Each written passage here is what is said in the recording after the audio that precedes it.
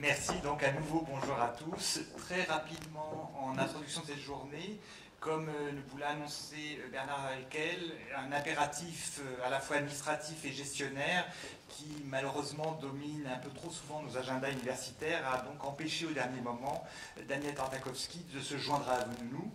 Et nous sommes mis à 4 pour tenter de la suppléer, c'est vous dire comme nous tenions à sa présence. En fait, l'idée de faire appel à Daniel Tartakovsky pour répondre à cette drôle de question que nous avons posée, l'histoire peut-elle être sociale, est due au souvenir de conversations que nous avions eues du temps où elle faisait partie encore du Centre d'histoire sociale du XXe siècle, plus connu sous le nom du Centre de la rue Malher, comme Françoise Tétard y était et y a fini sa carrière, dont nous rappellerons le souvenir en fin de matinée, et comme moi-même qui y suis encore associé. Ce centre d'histoire sociale du XXe siècle a été fondé dans les années 1966-67 par quelqu'un aujourd'hui très connu qui s'appelait Jean Métron.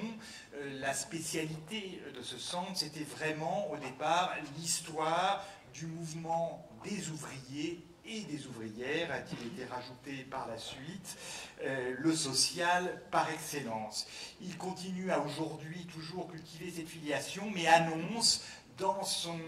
site une extension de la notion de social, puisque aujourd'hui, il dit qu'il travaille toujours sur l'histoire du syndicalisme, qu'il travaille avec les grandes centrales syndicales, mais aussi, disent-ils, de nombreuses organisations et institutions couvrant le vaste domaine des politiques publiques, sociales, culturelles et urbaines, en annonçant 3 principaux pôles, qui est l'histoire sociale du politique, l'histoire des représentations sociales et l'histoire des territoires de la ville et de la migration, et se voulant une histoire d'intervention. Donc voilà une histoire où on se sent tout à fait à notre place, sauf que la grande interrogation qui s'est posée depuis toujours, c'est cette drôle de sensation, ce malaise que l'on ressentait, François Tétard et moi-même, d'être un petit peu des extraterrestres dans ce centre d'histoire sociale, où le social dont on parle aujourd'hui était bien absent. Le mouvement social, c'est toujours aujourd'hui un social centré sur cette histoire ouvrière, et le social de l'action sociale que vous représentez aujourd'hui est toujours, me semble-t-il, totalement ou très largement absent de ces réflexions, de ce centre qui incarne pourtant l'histoire sociale. D'où cette question sur l'histoire peut-elle sociale, ou surtout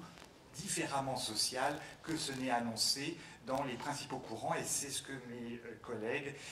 essaieront aussi de réfléchir à la suite de moi. La seconde réflexion, qui part d'une conviction extrêmement profonde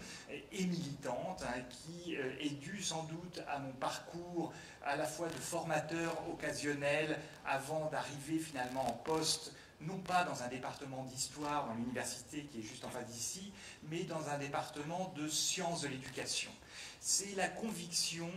que les matériaux de l'histoire peuvent être des outils pédagogiques de première main, non pas seulement pour les historiens qui savent bien que par leur formation utiliser ces matériaux que sont les archives, l'archive dans l'acceptation très large, mais aussi pour des gens qui ne sont pas appelés à être historiens, qui n'ont pas de désir de devenir historiens. Il nous semble, et c'est ce qu'on a essayé de faire depuis le début, que ces matériaux collectés depuis 20 ans au CNAES pourraient être des matériaux aussi à disposition immédiate de non seulement toutes les personnes intéressées qui s'interrogent sur cette histoire du social, mais aussi, comme ça a été rappelé ce matin par les responsables des archives, pour tout citoyen, tout simplement, qui s'interroge justement sur l'action sociale qui a pu être menée dans notre société depuis qu'elle existe, depuis en tout cas que l'on en ait la trace. Et je trouve que c'est malheureux encore que ces matériaux de l'histoire, et peut-être que nous, les historiens, on a contribué à faire cette réticence ou cette peur d'y aller, que ces matériaux soient pour le moment si peu appropriés par des acteurs, par des professionnels, par des citoyens. Les généalogistes de leur côté, dans leurs histoires toutes familiales, n'ont pas hésité à s'emparer de ces matériaux. Je pense que vous,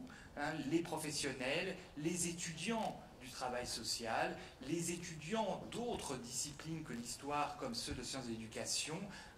peuvent et découvrent ici, en rentrant ici, à quel point c'est accessible pour tout citoyen, peuvent et à mon avis doivent se plonger, s'emparer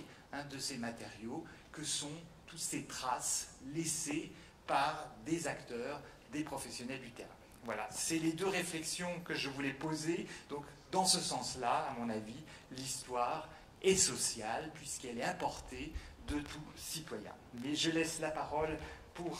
continuer cette réflexion à Dominique de Sertine qui se présentera elle-même.